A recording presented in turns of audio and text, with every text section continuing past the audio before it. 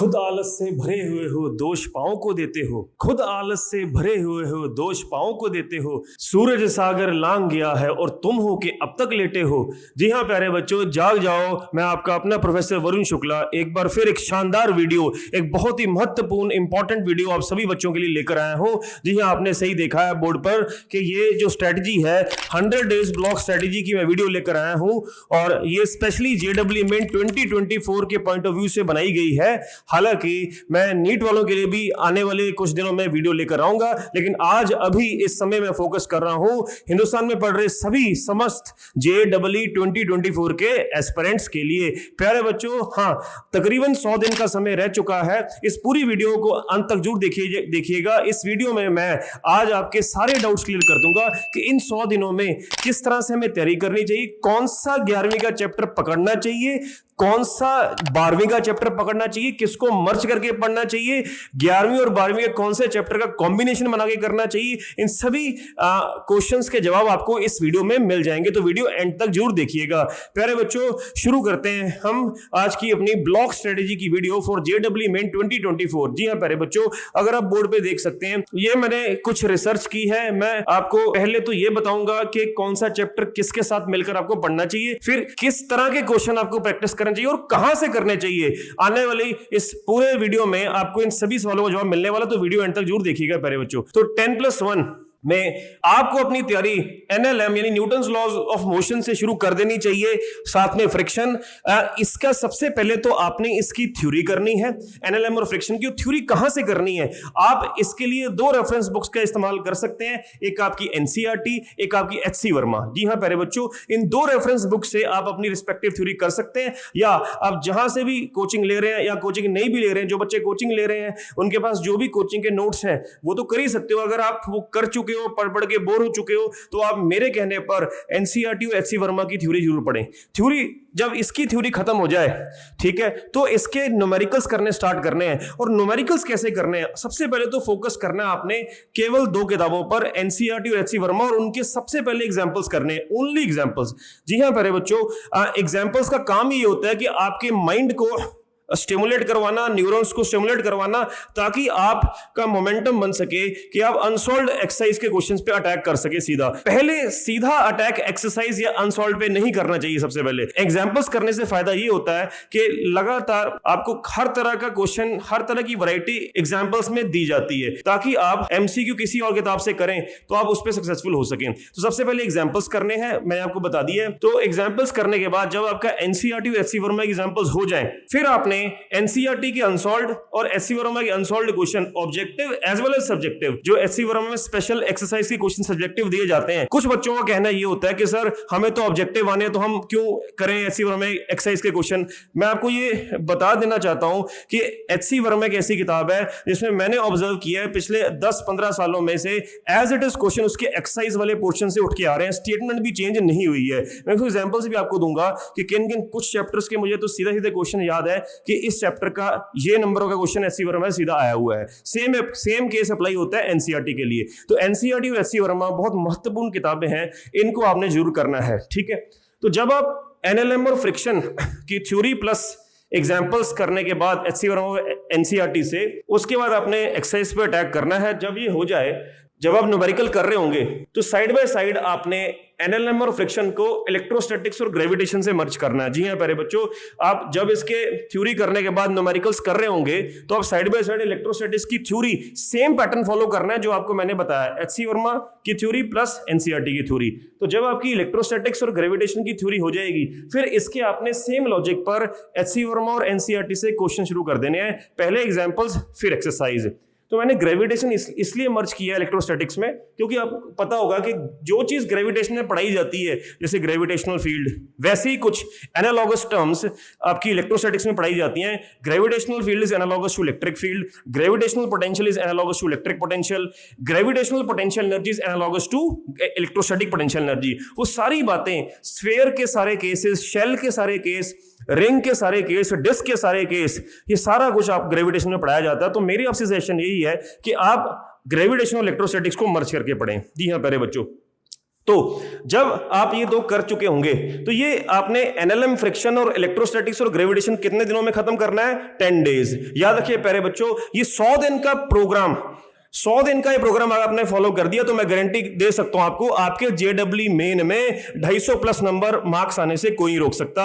हाँ, इंसान की बात करूं, ईश्वर कुछ भी कर सकता है, तो ये बात मेरी हमेशा ध्यान में रखना, ठीक है। डमरू कभी भी बच सकता है। डमरू कहने मतलब ये है कि भगवान आपको कभी भी कहीं से भी उठा कर कहां तक कहीं पे पहुंचा देगा आपको पता नहीं है, लेकिन आपको अपना एफर्ट करना है और पॉजिटिव वाइब्रेशंस अपने आप में रखनी है, सकारात्मक सोच से आपने सारा काम करना है। पीछे 1.5-2 साल में आपने क्या किया है भूल जाइए, 100 दिन में आप कई कुछ कर सकते हो। वैसे तो कहते हैं कि Rome was not built in a day, but मैं आपको गारंटी देता हूं ये 100 दिन की स्ट्रेटजी फॉलो करोगे तो आप एटलीस्ट रोम जहां पर आपने बनाना है उस जगह की आप नींव, आप उसका शिलान्यास जरूर कर सकते हैं। आप ऐसी स्ट्रांग नींव रखेंगे कि 100 दिन के बाद जब आपका एग्जाम में 250 प्लस नंबर अगर आएंगे जेडब्ल्यू मेन में, गारंटी देता हूं आएंगे ही आएंगे, तो आप अपना रोम बड़े आराम से बाद में आने वाले समय में बना ही पाएंगे। तो हम ये नींव रखने जा रहे हैं। पहले बच्चों आगे बढ़ते हैं। फिर उसके बाद आपने क्या करना है, सिमिलरली जब ये दोनों टॉपिक आपके हो गए साइड बाय साइड 10 दिनों में, वर्क पर एनर्जी और वही सेम चीज जैसे एनएलएम फ्रिक्शन में आपको बताया, वर्क पर एनर्जी की भी आपने पहले थ्योरी कहां से पढ़नी है? एनसीईआरटी एचसी वर्मा से। थ्योरी पढ़ने के बाद आपने इसके क्वेश्चन सॉल्व करने हैं एनसीईआरटी एचसी वर्मा से, पहले एग्जांपल्स फिर एक्सरसाइज। जब ये कर लोगे उसके बाद फिर आपने साइड बाय साइड न्यूमेरिकल्स इसके साथ करते करते थ्योरी, कैपेसिटर और करंट इलेक्ट्रिसिटी करते चले जाना है। तो जब ये यहां से न्यूमेरिकल हो गए और फिर इसके न्यूमेरिकल की तरफ शिफ्ट हो जाना है। तो इसीलिए वर्क पर एनर्जी, कैपेसिटर और करंट इलेक्ट्रिसिटी को आपने फिर से 10 दिन लगाने हैं।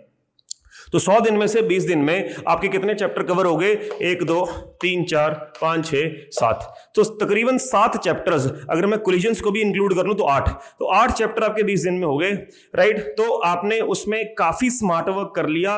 एचसी वर्मा और एनसीईआरटी करना इन 100 दिनों में, मतलब आप स्मार्टनेस की तरफ जा रहे हो। इससे पहले हमने कई कुछ किया होगा, लेकिन अब ये बात दिमाग में बैठा लीजिए, आपने ये 2 किताबें करनी ही करनी है अब 100 दिनों में, ये मेरी बात याद रखना। Same strategy, centre of mass, rotation, पहले थ्योरी कहां से? एचसी वर्मा एनसीईआरटी से, ठीक है। उसके बाद आपने क्या करना है? इसके दोनों किताबों के एग्जांपल्स। फिर जब एग्जांपल्स हो जाएंगे एक्सरसाइज को टूट के पढ़ना है, राइट। जब आप एक्सरसाइज कर रहे होंगे साइड बाय साइड समय निकालकर मैग्नेटिक इफेक्ट्स ऑफ करंट की थ्योरी पढ़नी स्टार्ट करनी है। तो फिर वही स्ट्रेटजी, जब इसकी थ्योरी हो जाएगी, सेम स्ट्रेटजी इस पे जैसे यहां पे लगाई न्यूमेरिकल्स के लिए, ये दोनों चैप्टर आपने 10 दिन में मुकाने हैं। तो 30 दिन में आपका rotation plus magnetic effects of current भी साथ साथ में हो जाएगा। उसके बाद same mechanical properties of matter, यानी इसमें आपको क्या है? स्ट्रेस और स्ट्रेन, राइट, इलास्टिसिटी वगैरह वाला चैप्टर, छोटा सा चैप्टर है, इसको मर्ज करना आपने मैग्नेटिज्म एंड मैटर, यानी अर्थ मैग्नेटिज्म, ठीक है, susceptibility, diamagnetic materials, ferromagnetic materials, उन सभी से मर्ज करना। ये 8 दिन में आपने कर लेना है। सेम फिर आपने fluid mechanics is made up comprised of 2 parts, 2 sections, fluid statics and fluid dynamics. तो उसको आपने EMI यानी इलेक्ट्रोमैग्नेटिक इंडक्शन के साथ मर्ज करके पढ़ना है। सबकी सेम स्ट्रेटजी है, सबके लिए सबसे पहले एचसी वर्मा एनसीईआरटी से थ्योरी, फिर उसी के एग्जांपल्स दोनों किताबों के, फिर उनकी एक्सरसाइजेस। ये आपने स्ट्रेटजी फॉलो करनी है। EMI, फिर आपने थर्मल प्रॉपर्टीज ऑफ मैटर और AC, ये भी 8 दिन, राइट। उसके बाद आ जाइए हीट और डायमेंशंस, इन दोनों को आपने मिलाकर 4 दिन लगाने हैं। थर्मोडायनामिक्स, एरर्स 7 दिन लगाने हैं। काइनेटिक थ्योरी, काइनेमेटिक्स 4 दिन लगाने हैं। सिंपल हार्मोनिक मोशन और प्रोजेक्टाइल 8 दिन लगाने हैं। वेव्स एंड 2D में आपका प्रोजेक्टाइल भी 2D है वैसे, 2D में आपका मैं रिलेटिव वेलोसिटी की बात कर रहा हूँ, और रेन प्रॉब्लम्स, स्विमर प्रॉब्लम्स, उनकी बात कर रहा हूं मैं 2D में, और वेक्टर्स भी मैं इंक्लूड कर रहा हूं, ठीक है। तो 7 दिन में लगाने हैं। इलेक्ट्रोमैग्नेटिक वेव्स को 1 दिन, छोटा सा चैप्टर है। रे ऑप्टिक्स को 4 दिन, वेव ऑप्टिक्स को 4 दिन, मॉडर्न फिजिक्स को 5 डेज। मॉडर्न फिजिक्स मींस आपका डुअल नेचर यानी फोटोइलेक्ट्रिक इफेक्ट, डी ब्रॉगली, आपका एटम्स वाला चैप्टर और nuclei, radio activity and all. Semiconductors आपका 2 दिन लगाने हैं। तो प्यारे बच्चों, अब सभी दिन काउंट करोगे तो पूरे 100 दिन बनेंगे। 100 दिन मतलब मैंने ये मान के चला है कि आपका अगर लास्ट वीक ऑफ जैन 2024 और या फर्स्ट वीक ऑफ फेब, अगर फर्स्ट वीक ऑफ फेब पे चला गया तो शायद 8-9 दिन एक्स्ट्रा मिल जाए आपको। तो तकरीबन लमसम मैंने 100 दिन की स्ट्रेटजी बनाई है। तो मैंने आपको यहाँ पे दिन बता दिए किस चैप्टर को कितने दिन लगाने हैं, और सबसे इंपॉर्टेंट बात मैंने आपका ये भी डाउट क्लियर कर दिया है कि किताबें कौन सी करें। अब याद रखना मेरी बात, ये फॉलो कर लीजिए, मैं आपके हाथ जोड़ रहा हूं। तो हिंदुस्तान में बैठा हर बच्चा इस स्ट्रेटजी को फॉलो कर लीजिए। आप वरुण शुक्ला को भूलेंगे नहीं, आप मेरा नाम याद रखेंगे कि यस कोई सर आए थे, उन्होंने बताया हमें कि किस किताब से अब क्या करने का समय आ चुका है। ये 2 किताबें करो ही करो, बाकी जो मर्जी करो, मैं नहीं कह रहा बाकी चीजें ना करो, जहां भी आप कोचिंग ले रहे हो, कहीं पे भी पढ़ रहे हो, आप जो कर रहे हो वो करते चले जाओ, लेकिन अब 100 दिन में एससी वर्मा एनसीईआरटी एक्सेस को घोट कर पी जाओ, मैं वो कह रहा हूं। ठीक है प्यारे बच्चों, अब सुनो मेरी बात। अब मैं वीडियो के अगले पार्ट की तरफ बढ़ रहा हूं। मैंने को दिन बता दिया, क्या सब बता दिया। जब आप ये मतलब जिस बच्चे को लगेगा कि ठीक है मैंने 10 दिन में 2 बुक्स खत्म कर दी, एनसीईआरटी भी, एससी वर्मा, एक्सरसाइज भी, एग्जाम्पल सब कुछ खत्म कर दिया, तो मैं स्पेशली उन बच्चों के लिए जो एक्चुअली मतलब उनको पता है कि मैं 300 में से मैं 280, 270, 275 इस रेंज में आना चाहता हूं, तो मेरी सजेशन आपको यही है कि आप प्रीवियस ईयर क्वेश्चन जीआर पे बच्चों पीवाईक्यूज आप 2017 से लेकर के 2023 तक जरूर करें। तो ठीक सुना आपने, 2017 से 2023 तक के प्रीवियस ईयर क्वेश्चन आप कीजिए।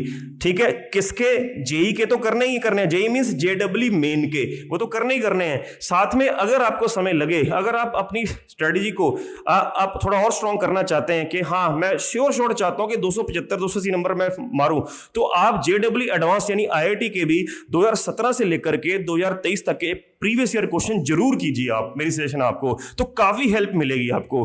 ठीक है, आपका मतलब एक तरह से स्टैंप ही लग जाएगी कि हाँ कि मेरा अब 300 में से 200 250 पार होने ही होने हैं। तो ये प्यारे बच्चों मैं फिर बोल दूं, HC Verma right, examples plus exercise, NCERT examples plus exercise, theory इन दोनों बुक से होगी, प्लस जो आप थ्योरी कहीं से भी पढ़ रखी है, प्लस आपने साथ में अपने आप को ये सप्लीमेंट करना है इन 2 किताबों के लिए। पुराने प्रीवियस ईयर क्वेश्चन आपने 2017 से लेकर 2023 तक के JW main plus JW advance के करने ही करने हैं।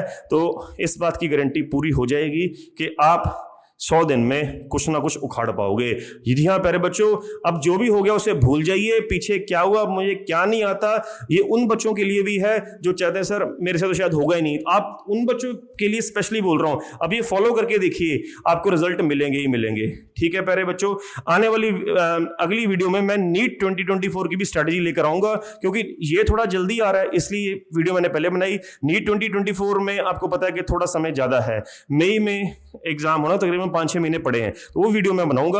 और हाँ, एक और जरूरी इंफॉर्मेशन देनी है मैंने कि मैं अब नेक्स्ट वीक से 1 शॉट वीडियोस और कोशिश करूंगा कि प्रीवियस ईयर क्वेश्चन मैं 2017 से लेकर 2023 तक के प्रॉपर यहां पे आपको सॉल्व करवाऊं, तकरीबन हर चैप्टर के। तो मैं कोशिश मेरी पूरी है, तो आप ज्यादा से ज्यादा अपना वर्ड ऑफ माउथ से ये मेरा नाम, मेरा चैनल फैलाइए, और मैं आपका तहे दिल से धन्यवाद करता हूं जिन्होंने मेरे को इतना प्यार दिया, जिन्होंने मेरा चैनल सब्सक्राइब किया। और आप जो नए हैं मेरे को देख रहे, जरूर चैनल सब्सक्राइब कीजिए, बेल आइकन दबाइए। मिलते हैं अगले वीडियो के लिए। नमस्कार, जय श्री राम, सत श्री अकाल।